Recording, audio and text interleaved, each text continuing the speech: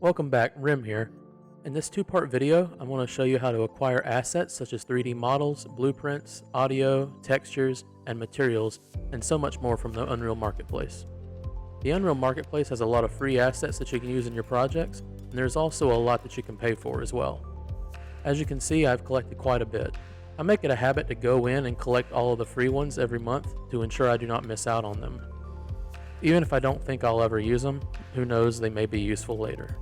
It's just a matter of going into the Marketplace tab on the Epic Launcher and clicking the free drop list at the top. You can add everything that is available to your cart and select Checkout. To make it easier and to know when you left off, you can select the Show 100 items per page option at the bottom. You can only check out 50 items at a time, however, but when checking out, you'll see the total should say 0.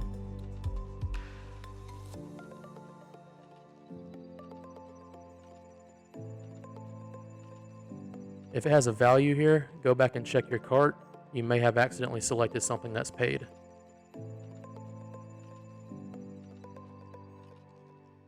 You'll know that you own an item when the yellow Add to Cart button is a Write Review button instead.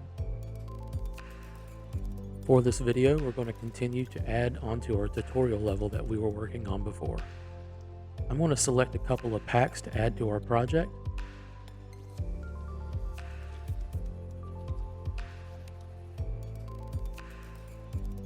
One is the MegaScans Castle Ruins pack, and the other will be Dungeon Lamps. You can open the store page of each pack and see what it includes. To add a pack to your project, find the pack either in your library or on the store page and select the yellow Add to Project button. It will ask you which project you want to add it to. If it's an older pack, you may have to select the option to Show All Projects. It will give you the message stating that the project may be too new or old for the pack, depending on which version of the engine it was designed for. Depending on what the pack includes, this may not matter. You can override this and add it anyways.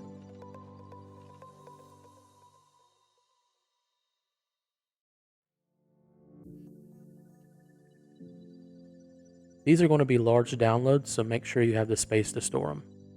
I'll release another supplementary video showing you how to change your vault cache location to another location on your computer if you have a larger secondary hard drive available. We will let these files download and come back when they're finished. You can check the download progress on the downloads page at the bottom left corner of the launcher. Alright, now that those packs are added to our project, we can open up our tutorial level from last time. Once we're in, you can open up the content drawer with our Control Space key combo and see the packs that we added. MegaScans usually adds 2 folders for their assets, one with a lower texture quality, the 2K folder, and a full quality 4K folder. Don't worry about that folder structure right now, we'll search around and add what we need. To get started, one thing I like to do is change the lighting to unlit. You can do this using the lit bubble at the top of the viewport. We'll select this and change it to unlit. This brightens everything up so we can see better to place assets. Now don't worry how it immediately makes the quality of our world look bad. That's fine. It will look much better once we light it back up. This is just to be used as a visual aid. To get started, I'm going to drag a mesh into our world. I like these stairs. I'm going to go ahead and drag them in and position and scale it to line up with this wall here using our Move and Scale widget. Remember, you can switch between them using the spacebar.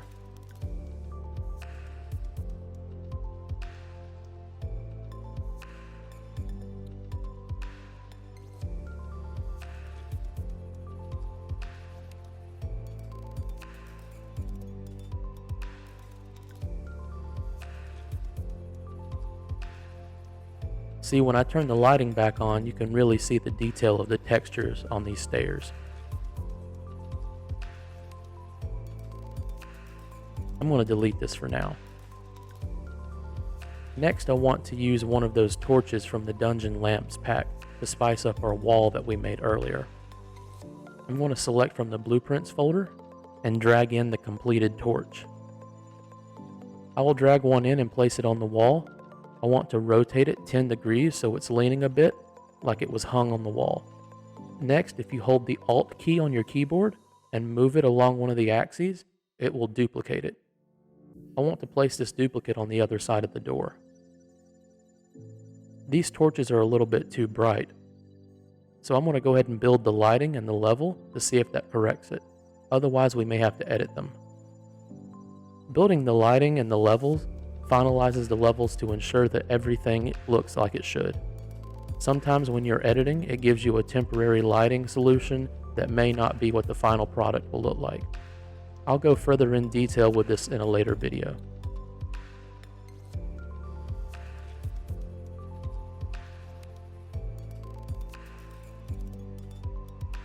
The torches are still too bright, so we'll have to go into the blueprint and edit the light. In the content browser, if you select the torch, you can open up the blueprint. You'll see where there is a point light that makes up this torch. We want to change the intensity to something less eye melting. I also want to adjust the color and give it more of an orange glow.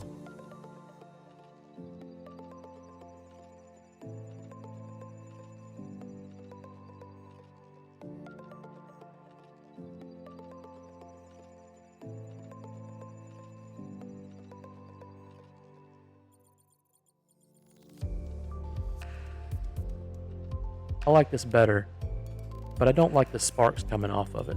It's a torch, not a steel refinery. If we go back into the blueprint, you can find the particle emitter.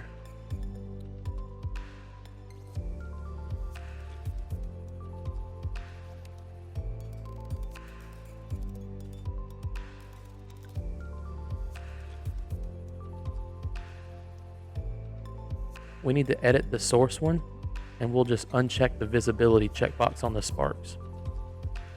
I'll go over cascade effects and blueprints in more details later on in the series. You can see that I selected the wrong one. This is fine, but you can also see what happens when I put the larger particle emitter on this torch. It looks like a raging inferno. I'll edit the correct one and once again simply uncheck the sparks. That looks much better.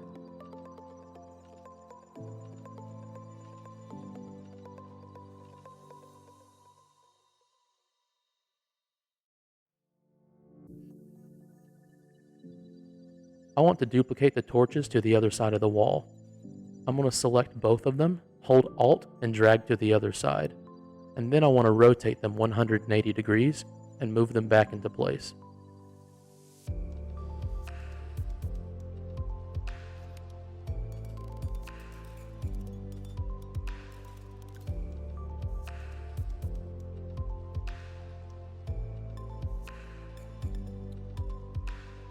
Now we have torches on both sides.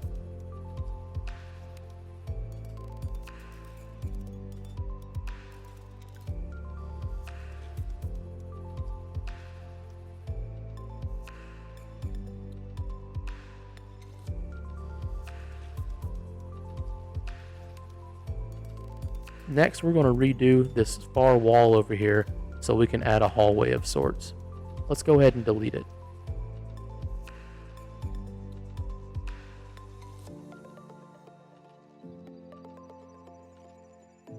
I changed the lighting from lit to unlit again so we can see what we're doing. Let's go into the Place Actors pane. This should still be on the sidebar at the top left for you, and select Box under Geometry. I will use the brush settings in the Details pane in the bottom right to change the size of the box for what we need.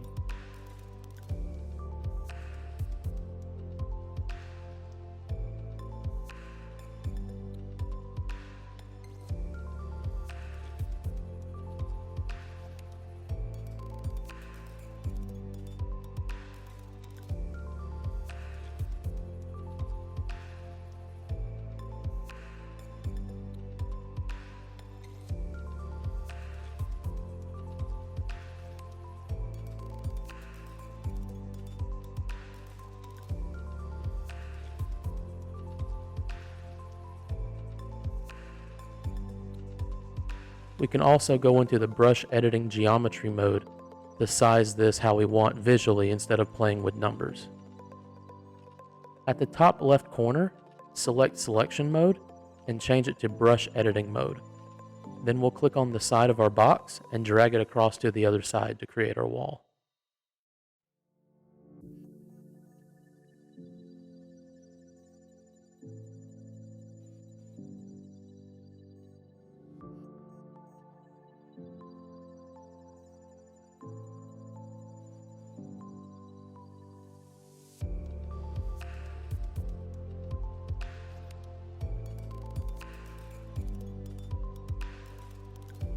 Next, I'm going to drag another box in and make this our subtractive brush again to cut out our doorway. Remember, you can select subtractive in the details pane while you have a box brush selected.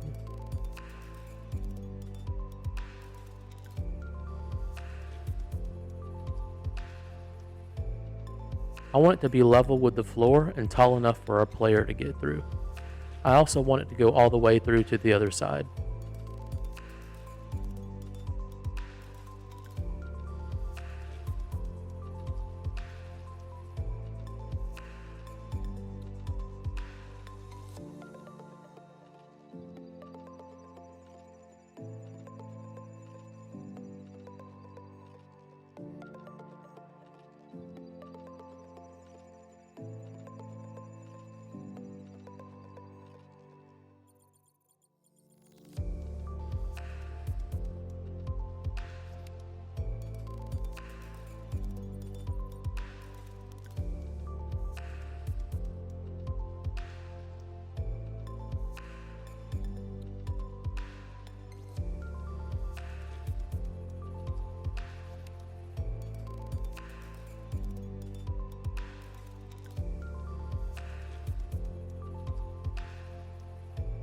I'm going to make another box and stretch it out to form our hallway. Just for clarification, I have no idea what I'm making while I'm doing this. I just know that I want a hallway. I may or may not show the finished product at the beginning of the video, but you don't have to do exactly what I do, just whatever feels right for you.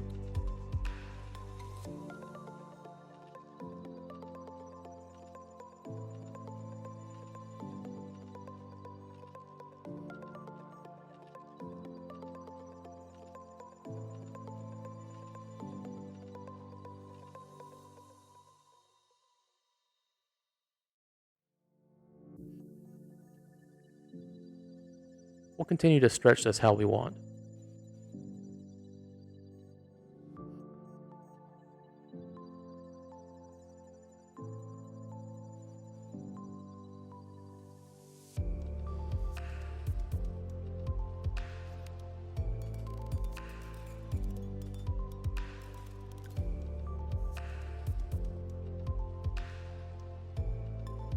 While I was doing this, I remembered that subtractive brushes only cut into one additive mesh at a time, so I had to add a secondary one.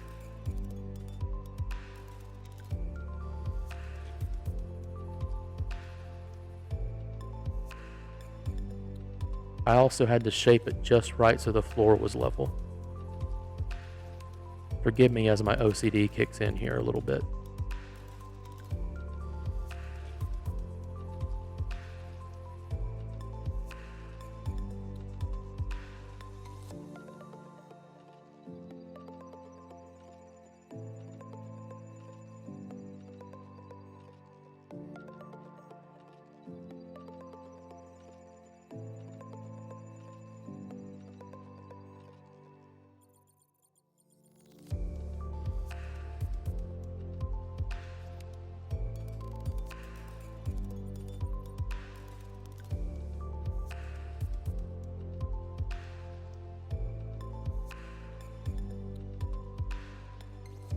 Next, we're going to texture this. I went with the same brick texture that we used on the other wall before. I placed it on all faces and edges.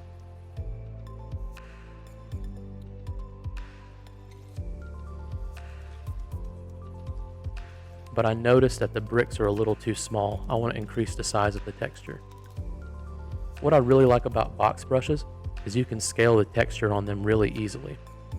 If you select a wall and go into the details pane, you can find these scale options under the surface properties.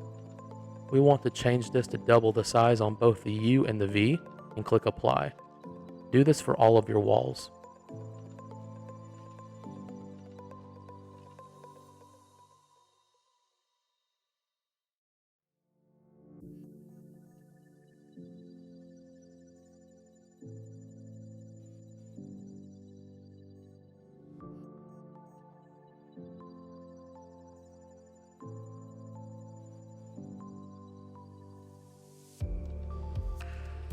There's also texture panning options above this if you care about the bricks lining up.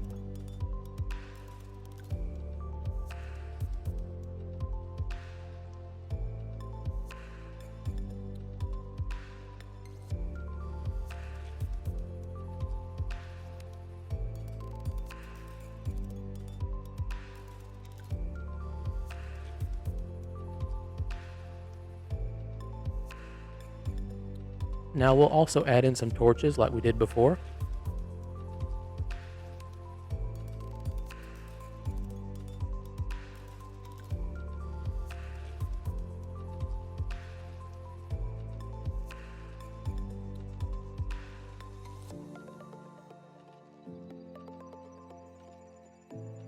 I'm going to drag them in and make a side, and then Alt drag them to the other side and rotate them 180 degrees again to do the other side.